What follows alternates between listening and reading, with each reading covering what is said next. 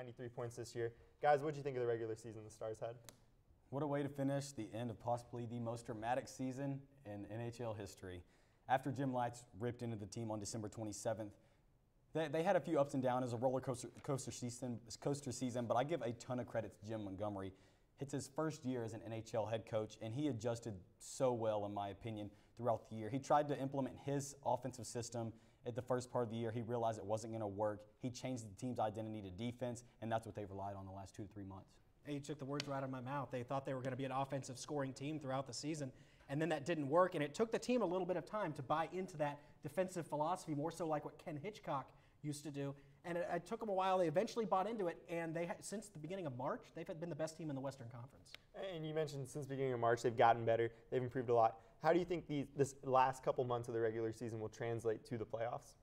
It's going to be interesting because they've been in the playoff mentality now pretty much since late February. I mean, there was some time there where they were on the outside looking in. So I think that definitely helps you. But the West is so compact this year, much more than normal. There's only 10 points between Dallas and Nashville, the top and the bottom in the central part of this Western Conference. And so everyone's pretty much been playing for a playoff spot to this point. Did you see the final 2 months translated? I do a little bit. They've played well the last 2 months. And like Skinner said, they've had a playoff mentality. So yes, it's the playoffs. I know Anton Khudobin was on Twitter yesterday singing it's the most wonderful time of the year. So the intensity will be up, but they've been playing with a high intensity for a long time. I think if their defense plays well, they have the best goalie in the NHL, and Ben Bishop he leads the NHL with a save percentage of .934. So we talked about it earlier. Great goaltending and a great defense will at least give you the chance to win in the playoffs. All right, well, talking about the playoffs, a big first-round matchup is coming up. It starts tomorrow night. Heading into Nashville, a divisional rival here. They won the Central Division in the season. They had 100 points. It was a narrow race. You mentioned it was very close. Winnipeg, St. Louis, just a point behind. How do you see the matchup against Nashville going? It's a little bit like looking into a mirror. The Stars are very top-heavy with the Ben Sagan-Radulov line. Nashville's very top-heavy with the Forsberg, Arvidsson, and Johansson line. And after you get past those three guys, there's not a whole lot of depth there for either team offensively. However, both have amazing back fours on defense. Between the top four defenders, they're both very offensive-minded. Those guys make up for the lack of offense from the forwards. You have pretty good goaltending from Nashville, very good goaltending from Dallas. I think this is going to be a series where you're going to see both teams try and do the exact same thing, low-scoring hockey. This series is going to be a really fun one for Dallas Stars fans. It's going to be a great preview for the 2020 Winter Classic next January 2 at the Cotton Bowl. But the Stars shut out Nashville, I think, back in December, and people have been saying it's hard to win at Nashville. It's the loudest arena in hockey during the playoffs and during the regular season too. They shut out Nashville in the regular season. Nashville did win the regular season series 3-2. So I think this is actually going to go down to 7 games, and this is going to be a real fun one to watch. So who wins it? It should be mentioned that 2 of those wins for Nashville were in overtime, and those overtime wins take place 3-on-3, not 5-on-5. So it'll be a completely different mentality if they make it to overtime. So you got Stars or Predators? This is tough. It's hard for me to go against the Stars, just because I'm a Dallas guy, and I think there's a lot of East Coast media bias flaming towards the Preds right now. I'll go Stars in 7. I'm going to say the exact same thing, Stars in 7. All right, well, I'm glad you guys said that, because now I can keep asking you where you think Dallas is going to go. This is a team that hasn't been to the conference finals in 11 years. It was 2008. How far did the Stars go in this postseason? Yeah, it's interesting because in other sports, when you have a top seed versus a bottom seed, for example, the first round of the NBA playoffs is pretty much a wash. You know, Golden State's going to beat the tar out of whoever they play. That's not the case in the NHL, which is why it's often considered the toughest trophy to win in all of sports. The first round is a dogfight with everyone, no matter what your record. So it's hard. You can't say that they're not going to go far because 7 seeds have won the Stanley Cup before. I think that they have a chance to win the Central. I don't think they could get past the teams in the Pacific, so I would say that the furthest they would be able to make it would be the conference. Just real quick, what round do you see the Stars going to? I'm going second. Second round. All right, well, I'm taking them all the way. So here we go, Stanley Cup Finals. We're going all the way. Don't forget the Stars' first pro season game is tomorrow night in Nashville, 8:30 Central Time, taking on the Predators. Up next, though, the North Texas women's basketball team season came to an end last week. We'll take a look back at the WBI championship next on Sports Zone. Here we go. We're going to go out there in the rain. You're going to get wet. All right, here we go. Oh,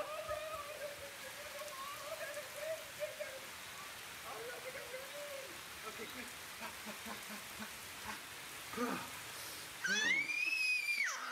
Oh, yeah, yes. So much fun. Mwah.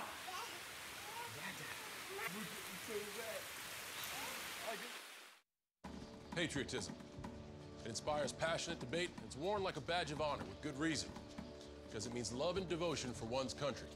But what really makes up this country of ours? It's the people.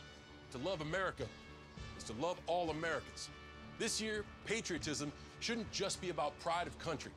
It should be about love. Love beyond age, sexuality, disability, race, religion, and other labels. Because love has no labels. I rescued Toast from a shelter in 2011. I love Toast because she's a lazy diva. Toast does whatever she wants, obviously. She's sleeping right now. She's an epic snuggler. She's so comforting. She's so loving. Toast makes me laugh. When I walked into the shelter, I knew right then that she was special.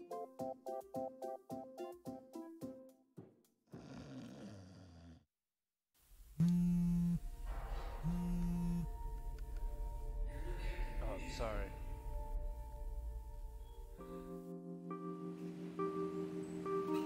Oh, sorry, man. Oh, sorry.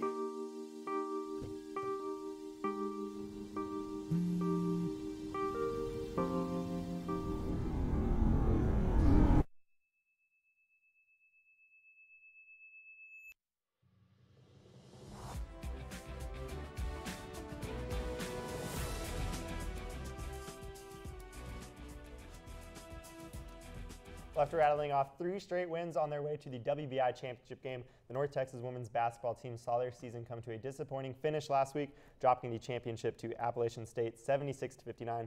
Let's now welcome in Jack Buckmeyer and Van Malone to the desk. It was a tough loss for the ladies. What did you see in the game? I mean, it was competitive for a little bit there. They had like a 12, 13-point lead. Terrell Bradley scored 22 points, but unfortunately, it happens all the time. Shots just didn't fall. I mean, they were like 1 for 13, 1 for 14 at one point in the third quarter, and then they got killed in the boards by Appalachian State. And like I said, it happens to everybody. You don't want it to happen in the biggest games of your year, and they just shots weren't falling. And you know, it's tough, but they had a great year. Yeah, pretty much. And I'd like to shout out first ESPN Plus. They let me watch it. They let me watch that game during class. Shout out to them. Of course. Other than that, as you were saying, yeah, they were up by 12 points going into the first quarter, but then after that, they were outscored 61-37. They were tied at 32 at half. Then, of course, they went 1 for 13 going into the second half. And you're not going to beat anybody, especially Appalachian State, who, I mean, even though they're in the Sun Belt Conference, they're not the biggest known name team. They're still going to. Nobody's going to win that game. So they did make the tournament. They did make the championship, but other than that, it was kind of a upsetting way to end their season. And so a disappointing way to end the season. They still managed to get 3 wins in this tournament. How much of a positive momentum is this into next year? I think it's great. I mean, Jaylee Mitchell's doing a great job with this program. You think about this is their first non-conference tournament appearance since 2001, 2002, which is great. And she's done a great job really building up the culture, getting the athletes to say, hey, this is how we're going to do it. We'll be successful this way. And clearly it shows. Terrell Bradley obviously been a huge help this year. She's been one of the best basketball players that we've had in a while. Mm-hmm. And it'll be tough to replace her, but I honestly think we can do it. We have a lot of great young players coming up, so we'll see. But with Jaylee Mitchell at the helm, she's doing something there. Yeah, Jaylee Mitchell every year so far in her tenure, they've gotten progressively better each year. But as you said, Terrell Bradley is leaving. 4 other seniors are leaving, 3 of them being starters. Grace Goodhart's leaving, Terrell Bradley's leaving. So it's definitely going to be difficult to replace the 5th all-time leading scorer in North Texas women's history. So you got to wonder if who's going to take that next step, who's going to become your next Terrell Bradley. You got to wonder if the team mentally is ready, if a player like that is mentally ready to take over that mantle. So do you think, you mentioned the 3 other senior starters leaving. Do you think this team does take a step forward, or maybe does it come back once again? Well, it's one of those toss-ups. You don't know how your freshmen are going to come in. You don't know how they're going to play. You don't know if one of your junior sophomore players are going to take that next step. So if I'm looking from the outside in, I'm definitely going to say that they'll take not a major step back, but I'll say they'll take a step back. Yeah, it will be a step back. It will be a learning curve. I mean, obviously, with changing guards, changing roles, asking for a lot from a player that previously it wasn't asked for them. It'll be tough, but I think it will benefit the entire team. Maybe not to rely on one person. It may make the team collectively better as a whole. So Jaylee Mitchell, she's been here for a while now. What overall grade would you give her coaching career here at North Texas? Well, you definitely gotta look at from where she was. I mean, she inherited a team that was definitely bottom of the barrel in CUSA, and she's progressively gotten better each year. She's not a Rice who can go 16-0 in CUSA, but progressively you're getting up there. You're getting more and more attention. You're raising your attendance per game each year. So I'm going to say, just as progression-wise, she's one of the better coaches in CUSA. But if you're just going specifically on record in CUSA or record alone, you might say she's not the best of coaches. But personally, I think she's one of the better ones. Yeah, definitely. I mean, I would say a B+. I give her a B+. It was a great job by her this year, especially with what she had, and then she eventually built that up, coached it up. But I do want to say this. Stephen A. Smith mentioned on his radio show how women in sport, it's kind of weird because you see men coaching women's sports. And to me, I was clapping in my dorm room when I heard that. And I was like, that's really interesting to think about because women don't necessarily get the opportunity to coach men's sports, but men very frequently have the opportunity to coach women's sports.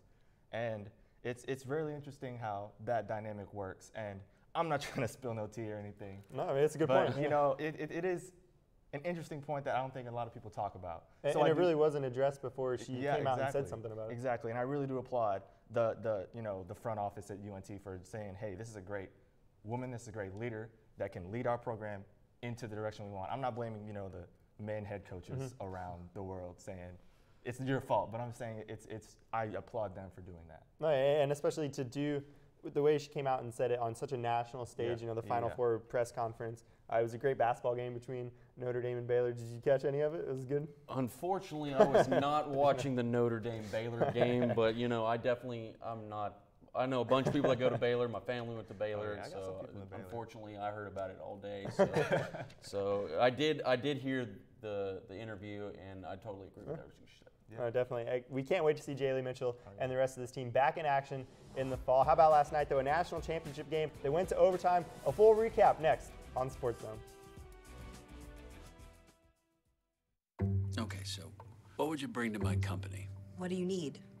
I need problem-solving skills. I got through high school without a car, a phone, or a computer. No college degree, though. Not yet, but life's taught me a lot, and I'm ready for more. Well, you're not the typical kind of candidate that I hire. But you are exactly what I'm looking for.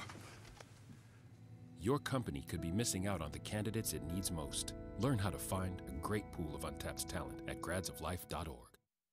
Every year, 40% of all food in the U.S. never gets eaten. 40%. That's almost half the food we produce. Food waste is a serious problem. It impacts all of us. And it's expensive. Your family is throwing $1,500 a year in the trash. We're working hard to put food waste on the chopping block. And you can do the same at home. Learn how to cook it, store it, and share it. Just don't waste it. Go to SaveTheFood.com.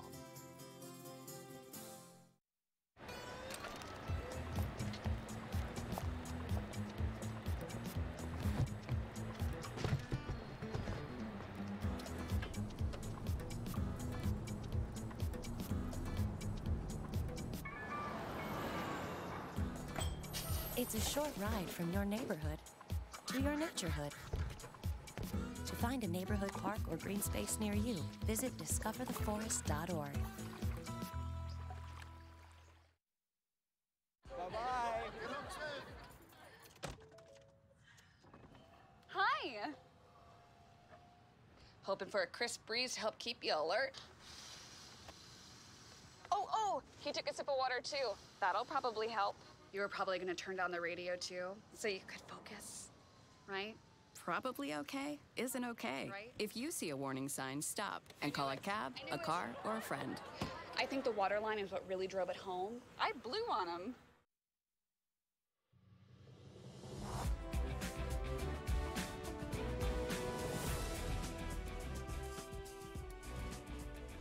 Well, Lubbock PD has never been happy to see the Red Raiders lose. Virginia topped Texas Tech last night 85-77 to win the school's first national championship in men's basketball. Now the overtime win saw Virginia trail by 3 points with just 12 seconds left. Now that seemed to be a trend for the Cavaliers in this tournament, trailing in the Elite Eight by 5 seconds and then 4 points in the Final Four with 17 seconds left. So now welcome in Brittany Johnson and Blake Elliott to the desk. Guys, what did you make of the national title last night?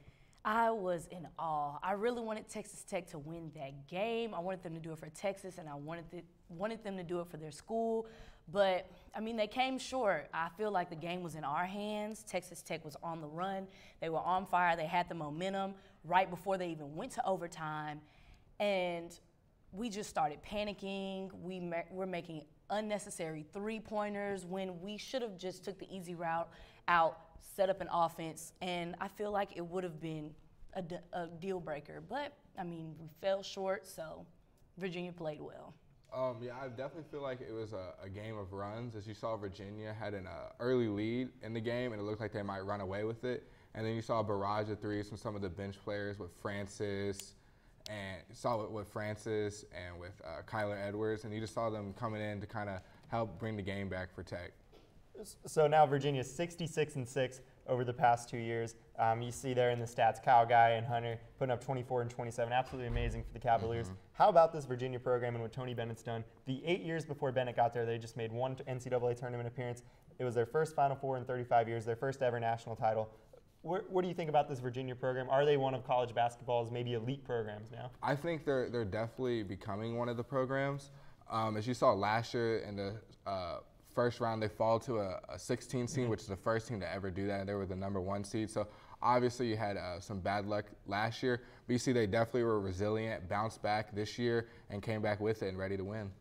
Yeah, for sure. I like the way they really pursued and really pushed through. They really played hard throughout the whole bracket tournament. I want to say my favorite game was whenever they played Auburn, because it was so close and it came down to that call against Auburn, and whenever they sent Kyle Guy to the free throw line, and I'm sitting there watching and I'm like, I know this guy's gonna knock it down. And I feel like Kyle Guy has been so dominant, especially from that game and then further on. Like, he has taken the game by storm. And so just by seeing him, I can see that Virginia has really established a great program, and they're really getting their guys included, and they're ready to take this thing maybe next year as well. Yeah, and they definitely saved Lubbock, Texas from being burned down. I don't know if you guys saw the scene on Saturday. There was Lime scooters on fire, couches on fire. Lubbock pretty much lived up to his reputation on Saturday. Yeah. Let's move past these two teams. It was an NCAA tournament that maybe wasn't one of the most exciting, but there were still some memorable moments. What stood out to you besides the two national title teams? I honestly, for the most part, was just, like I said, I like the Auburn versus Virginia game. And honestly, Purdue, they really surprised me. I know they got out in the Elite Eight, but pertaining to my bracket, I probably slept on them a little bit. I didn't put them in that range, but it was very exciting to see them, especially watching Carson Edwards, since we share the same hometown. I should have put my bracket on them, but they impressed me a lot. They really moved up. I'm gonna have to agree. The Purdue-Virginia game and the Purdue-Tennessee game was absolutely amazing. You just saw Carson Edwards just dropping 40 points like it was nothing, just raining threes. In that Purdue game versus Virginia, he had 10 threes, got them all the way to the end, and unfortunately they couldn't pull it out at the end. But you know, he was playing amazing. He definitely helped his draft stock this tournament, and just played amazing all tournament. What do you guys think? I know one of the biggest topics coming into the tournament was Zion and Duke, and I was kind of guilty. I picked Duke just to automatically assume they would win it all. Was their season a disappointment not getting to the Final Four? They were in the Elite Eight. They were so close. How much of a disappointment was Duke's season? I don't think it was a disappointment like that. I think they played hard throughout their season. They made it to the NCAA tournament. They pursued and got as far as they could get. But you have to know that within the NCAA tournament, anything can happen. Anything is possible. Just like last year, we saw teams that we didn't even know would level up like that. So it's just something that happens. I don't think we should put it against them. They did well, and it's just one of those things that happen. You just have to come hard and bring your A game next time. I definitely think teams were gunning for Duke. They read the news just like us. They know they were the favorite to win. They know they got Zion. All the talk is about them. So going up to the game, you might get a little more hype, even though it's already the tournament, just to kind of take out this team, as you know, everyone's gunning for them to win. So teams are giving a little more effort just to take them out. And then they've been playing close games a lot this year. Some they've pulled out, and then when Zion isn't there, they haven't. So, you know, there's going to be some games that just don't fall their way. So they got lucky the first 2 rounds. Yeah. You guys have any real quick early predictions for next year's title? Anyone want to make a bold claim? UNT, all the way. Oh, well, hopefully. We'll see. We'll see about that. Are you second? I'm with you. I'm going to rep my school. UNT, let's do it. Let's get there. Watch out, Virginia and Tech. But it is a long wait for college basketball to return. Maybe Virginia and Texas Tech can meet up in Omaha this summer. A couple of good baseball programs. Speaking of baseball, it's been better than expected so far right here in DFW. Are the Rangers legit? We'll tell you next on Sports Zone.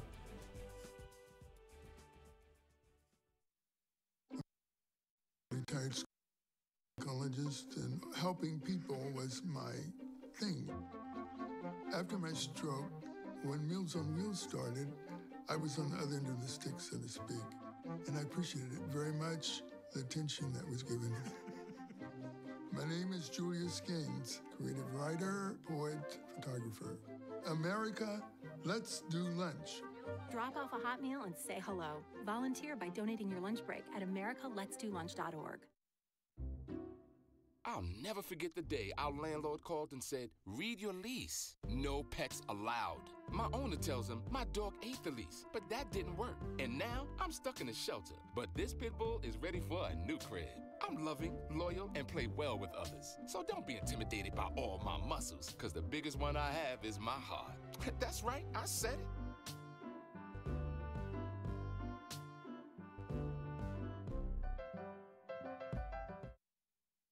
Listen, I realize that I'm not perfect, but it all really started to change because you judge me for having a problem. No one is going to know that I need help. I need help. I know that no one is going to judge me for having a problem. I realize that I'm not perfect, but it all really started to change because you listen.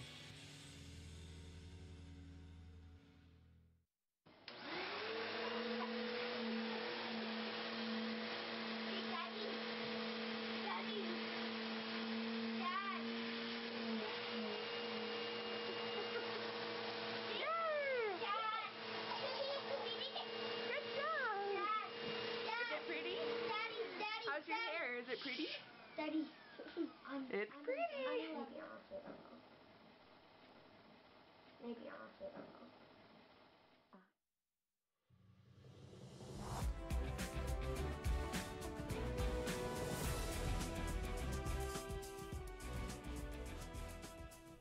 Well, prior to dropping 3 straight to Los Angeles Angels, the Texas Rangers were pleasantly surprising fans with a 5-2 start to the season.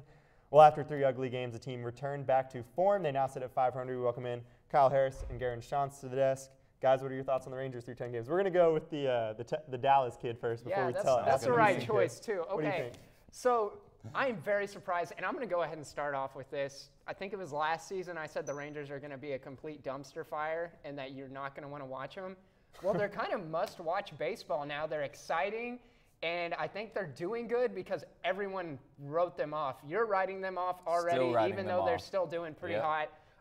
Pretty hot at 500. Pitching is very, very sketchy. Yep. I know Mike Minor and Lance Lynn, they had some rough first outings, but they're doing pretty good after recovering. They both pitched, I think, 7 innings. They're doing really well. Jose Leclerc has been absolutely dominant coming out of the bullpen. And then obviously Joey Gallo, 4 home runs, 11 RBIs, 9 runs, 10 walks. He's top 5 in the American League in every single one of those categories. And that goes along with Elvis Andrus and his 15 hits, ranking 2nd in the American League. I'll go with negatives after I get your response. Sounds good. I'll give you Joey Gallo. He can hit his home runs. He can hit his RBIs. But when he's not, he's striking out. So let me just be clear about that. The other thing that we're talking about. He was leading in walks. Very angry. Okay, maybe a leading in walks. That's fine. Last year, he was one of the top in baseball in strikeouts, and he will be known that until he gets more walks and gets more hits. But I'll give you Joey Gallo for now. I'll let you get that one. The Astros last year actually had the best team in ERA. Since we want to talk about pitching at 3.11, we have more strikeouts than any other team. We're talking about the Rangers right now. The Rangers. This is Rangers. 10 games this year. The Rangers. Later. Okay, What I do you can think of the talk. I can talk through 10 Rangers. games? I think their hitting has been All good. right. I think Guzman is a little injured right now, but he's going to come back good. I think Delino DeShields, Odor has been doing good. Their hitting is great. They've got some good guys in the bullpen, and Kelly and Leclerc, as you said, have came in. But their starting pitching isn't going to be up to what it has been so far this year. It's so early in the season. They were one of the last 2 teams in the division last year, under 500. I'll give you right now, they're off to a hot start, but I don't think it will continue very long after they're pitching to Mike Trout every pitch. I mean, just walk the guy; he's going to hit home runs off every time. But you're talking about the best. You're talking about the best player in the MLB, and maybe in MLB history, Definitely. he's that good. I said it last week; he's the best. And one. I think especially when you have to pair it with what the Rangers pitching is, and obviously Volquez is gone now for a while. Exactly, and his performance, it doesn't surprise me one bit. Don't pitch to him. But Don't pitch to Trout. All the rest of the Angels can't hit. Don't pitch to Trout. Walk him and let the other Angels beat you. Pujols seem to do pretty good. Maybe. I don't know if guess I'd when say, he's 38, I don't know. 39 years old. That's I true. guess He you is can let there. Really quick, we're going to pause this one. We have a graphic I just want to throw up. Which city is superior, Houston or Dallas? You guys seem like you're going that way. Dallas. Let's go ahead and get that. Okay, so in my defense right here, I'm going to state this point, and every single LA Rams fan is going to completely agree with me. I think Chris Woodward is the Sean McVay of the MLB. I think he used to be LA Dodger. He is the Sean McVay of the MLB. Both had no head coaching experience coming in, and both got off to insanely hot starts whenever in their rookie debut seasons, I guess is what you call it for a head coach. And both are very offensive-minded. And I think that when you put that together, that makes Dallas definitely the better city right now. And especially it's the Dallas Cowboys along with them and Dallas Stars. Houston doesn't have the hockey team. They do have the Dynamo, who are pretty good. But obviously Astros are pretty good as well. But I just think you have to go with Dallas because it's got so much historical value and the fact that Chris Woodward brings in with the Rangers. Well, I got 2 words for you. 2017 championship. And the other thing is, before the show, we were talking about how both the Rangers. Wait, let me speak. Okay. Before the show, we both were talking about how the Rangers have been to two World Series. The Astros have been to 2 World Series. What is the Rangers record right now? Just to let us know. Let the fans know. City. It's 0-2, right? Astros are 1-1 right now in the World Series. So let's just say, for baseball-wise, the Astros are a better club, and Houston is a better city. Where have the Mavericks been for the past 5 years in the playoffs? They haven't been. Okay, I understand. Where have the Rockets been? We've been up to the top. They've been choking in the first round of every single playoff. No. Where's James Harden going? We're going to the Western Conference Finals, just like we have been for the past 3 years. Baseball. We're not going to venture off into basketball because that's we know fine. the Mavs are going to come back. I just want to say Austin is superior to both. But all right, carry on with the baseball. Okay, I just wanted to say you did touch on Ronald Guzman. I think that is a huge hit. It is offensively. He had a .615 slugging percentage, and that's obviously going to really hurt. He was a great first baseman. Another thing is Cabrera. No idea who he was on that first game. Obviously, the Rangers got destroyed that first game. Had a super hot start, and now he's back to hitting 200. He's doing pretty well so far. I know you want to talk Astros. Well, he's not going to make up for Beltre being gone. He's not, and that's what I was getting to. He looks like he can't move around, and it's so weird because you go from a top player in MLB history and a Golden Glove in Adrian Beltre to Cabrera, and it's a new era in Dallas. It's weird. Dirk Nowitzki, it's going to be a sad night. It's going to be a really sad night with Dirk Nowitzki. Final home game. Obviously, Tony Romo gone. We thought Jason Witten was going to be gone. Obviously, we had that conversation. And now it's Adrian Beltre. It's a new era. That's all the time we have today, though. We have all summer to talk baseball. Game of Thrones. We have time to watch Game of Thrones too. Thanks to everybody that came on the show today and our entire crew behind the scenes. Make sure to follow us on YouTube at ntTV Sports for past episodes and future live streams. Don't forget, Game of Thrones is this weekend. That's the final season, Battle for the Iron Throne, Ice Zombies, Dragons. Woo! Forget the NBA playoffs. We'll see you next week.